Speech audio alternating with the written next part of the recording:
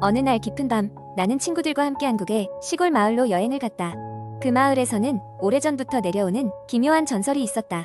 그 전설은 바로 귀신의 숲에 관한 이야기였다. 마을의 노인들은 밤이 되면 절대 숲 근처에 가지 말라고 경고했다. 그곳에는 밤마다 귀신이 나타나기를 잃게 한다는 것이었다. 우리는 그저 재미로 들은 이야기일 뿐이라며 웃어 넘겼다. 하지만 한편으로는 어떤 미스터리가 숨겨져 있을까 궁금해졌다. 첫날 밤, 우리는 무서운 이야기를 나누며 마을의 한 작은 민박집에 머물렀다.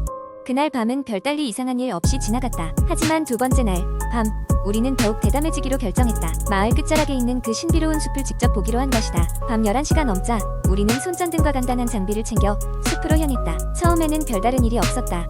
우리는 약간의 긴장감과 함께 웃음을 터뜨리며 길을 걸었다. 그러던 중 숲 깊은 곳에서 갑자기 차가운 바람이 불어왔다. 순간 촛불이 꺼지듯 손전등 빛이 어둠에 묻혔다. 친구 중 한 명이 바람에 소름이 돋는다며 다시 되돌아가자고 했다. 하지만 나머지 우리는 조금만 더 들어가 보자며 그를 설득했다. 계속해서 걸어 들어가자 발밑에서 마른 나뭇가지가 부서지는 소리가 더 커졌고 희죽거리는 소리가 들려왔다. 그 소리의 방향으로 고개를 돌리자 나뭇가지 사이로 하얗고 희미한 형체가 눈에 들어왔다. 나는 순간 몸이 굳어졌고 친구들도 무언가 잘못되었다는 것을 깨달은 듯 다급히 서로를 바라보았다. 우리는 더 이상 움직일 수가 없었다. 그 하얀 형체는 점점 가까워졌고 이제는 그것이 하얀 옷을 입은 여인임을 알아차릴 수 있었다. 그녀의 얼굴은 무표정했고 눈동자는 없는 듯 새하얗게 빛났다. 우리가 두려움에 떨고 있는 사이 그녀는 어느새 우리를 지나쳐 숲 깊은 곳으로 사라졌다. 그 순간 우리는 최면에서 풀린 것처럼 정신을 차리고 뒤도 돌아보지 않고 마을로 달려갔다. 마을에 돌아온 우리는 숨을 고르며 서로의 얼굴을 확인했다. 모두가 충격에 휩싸여 말을 잇지 못했다. 그제야 우리는 노인들의 경고가 사실임을 믿게 되었다.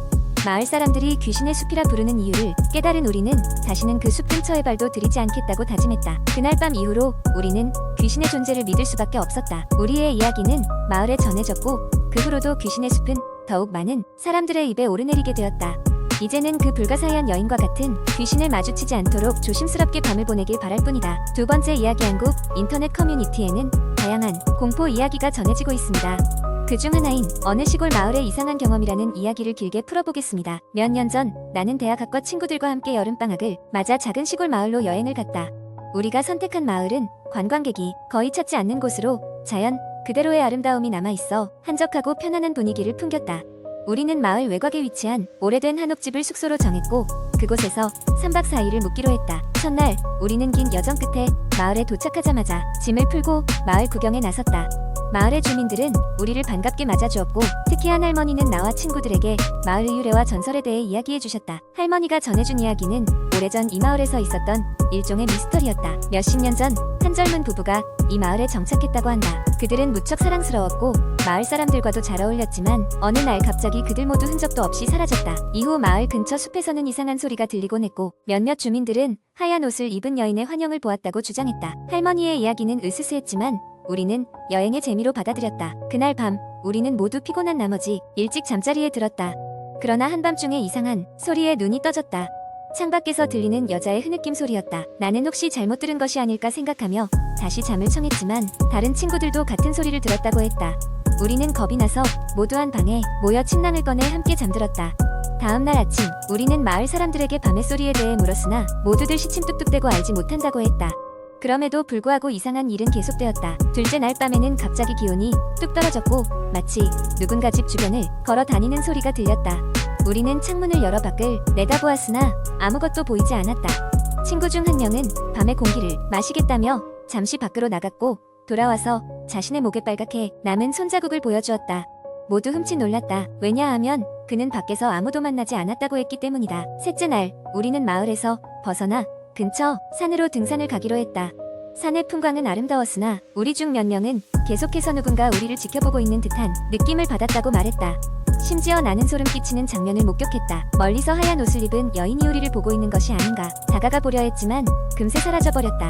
여행의 마지막 밤 숙소로 돌아온 우리는 당최 이해할 수 없는 불길한 기운을 느꼈다. 우리는 최대한 빨리 잠에 들기로 했지만 한밤중에 강한 바람과 함께 창문이 갑자기 열리더니 그때 마침 이어지는 낯선 여자의 흐느낌 소리가 더욱 크게 들려왔다. 안 되겠다 싶어 우리는 바로 짐을 싸고 그곳을 떠나 서울로 되돌아왔다. 서울에 돌아온 후 우리는 그 마을과 관련된 것을 잊고자 했으나 여전히 마음 한켠에 남아 있는 끈적한 두려움을 떨칠 수 없었다.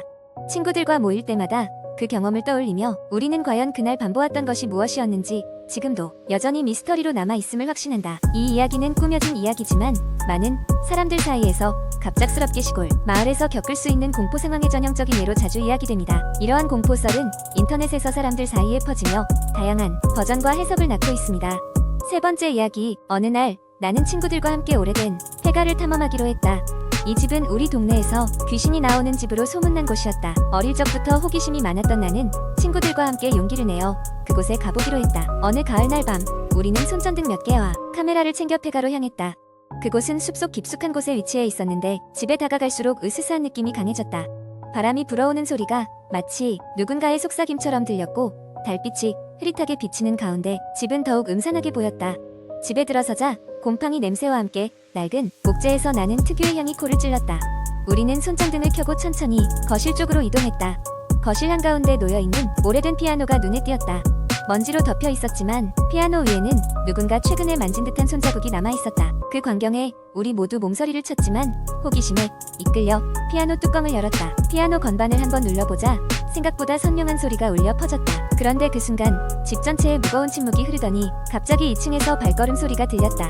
분명 아무도 2층으로 올라가지 않았는데 마치 누군가 천천히 걸어다니는 듯한 소리가 들렸다. 우리는 서로를 바라보며 어떻게 할지 고민했다. 누군가는 그만두고 돌아가자고 했지만 다른 쪽에서는 여기까지 왔으니 끝까지 탐험해보자고 했다. 결국 우리는 조심스럽게 2층으로 올라갔다. 계단을 오를수록 발걸음 소리는 더욱 뚜렷해졌다. 마치 우리를 기다리는 것처럼 말이다. 2층에 도착하자 소리는 갑자기 멈췄고 우리는 긴장 속에 주변을 살폈다. 복도를 따라 이어진 여러 개의 방 중 하나의 문이 반쯤 열려 있었다. 문을 살짝 밀어보니 그 안에는 낡은 가구들과 침대가 있었다. 그런데 침대 위에 하얀 드레스가 놓여 있었고 그 위에는 오래된 사진이 한 장 올려져 있었다. 사진 속에는 어딘지 모르게 낯익은 얼굴의 소녀가 상냥하게 웃고 있었다. 그런데 그녀의 눈동자가 이상할 정도로 어두운 느낌이었다. 친구 중 한 명이 장난스럽게 이거 귀신의 집이라더니 진짜 뭔가 있긴 있는 모양이야 라고 말했지만 모두의 표정은 그리 밝지 않았다. 그 순간 갑자기 방 안에 불빛이 깜박거리기 시작했다. 그리고 벽장 쪽에서 또다시 발걸음 소리가 들렸다. 이번에는 가까운 거리에서 나는 소리에 우리 모두 그 자리에서 얼어붙고 말았다. 벽장 안에서 무엇이 튀어나올 것만 같았고 우리는 숨소리조차 내지 못한 채 긴장 속에 서로의 눈치만 살폈다. 결국 우리는 공포를 이기지 못하고 그 자리에서 무작정 도망치기로 했다. 복도를 달리며 아래층으로 내려가는 계단까지 혼비백산하여 뛰었다. 급하게 뛰느라 몇 번이고 넘어질 뻔했지만 폐가에서 벗어난다는 생각 하나로 달렸다. 집 밖으로 나온 우리는 숨을 고르며 주변을 살폈다. 달빛 아래 보이는 집은 여전히 음산했지만 이제는 그저 멀리하고 싶을 뿐이었다.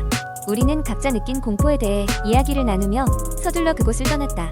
다음 날 우리는 그 폐가에 대해 더 알아보기 위해 도서관에 가서 자료를 찾았다. 그리고 그곳에서 놀라운 사실을 알게 되었다. 폐가는 한때 부유한 가족이 살던 저택이었으나 갑작스러운 사고로 가족들이 모두 목숨을 잃었다는 것이었다. 특히 그 사진 속 소녀는 이 집의 막내딸로 사고의 유일한 생존자였지만 끝내 실종되었다고 전해졌다. 그 이후로 우리는 그 집 근처에는 가지 않게 되었지만 가끔씩 그날 밤의 악몽이 떠오르곤 했다. 폐가에서 경험한 일들은 우리에게 오래도록 잊을 수 없는 공포로 남았다. 그날의 일을 계기로 우리는 알 수 없는 것들에 대한 경계심을 갖게 되었고 어둠 속에 도사리고 있는 미지의 존재들에 대해 다시 한번 생각하게 되었다. 네 번째 이야기, 나는 어느 한적한 시골 마을에 위치한 작은 민박집에 머물게 되었다. 평소 도시의 분주함을 벗어나 조용한 곳에서 휴식을 취하길 원했기에 이번 여행은 나에게 절호의 기회였다. 마을은 아름답고 평화로웠지만 사람들은 어딘지 모르게 내게 불편함을 주었다. 마치 나에게 무언가를 숨기는 듯한 느낌이었다. 첫날 밤 민박집 주인은 내게 저녁 식사를 준비해줬다. 따뜻한 밥과 함께 내놓은 찌개는 특별한 향기가 났다. 나는 그 향기가 신기했다. 주인에게 찌개의 특별한 재료를 물으니 그는 그저 이 마을의 특산물이라고만 말했다. 그날 밤 나는 소화가 잘 되지 않아 밖으로 나갔다. 마당은 달빛 아래 은은하게 빛나고 있었고 그 빛이 닿지 않는 어두운 구석에 희미한 그림자가 보였다. 잘못 본 것이라 생각하고 다시 방으로 돌아왔다. 다음날 아침 마을을 구경하기로 했다. 그런데 이상한 점이 있었다.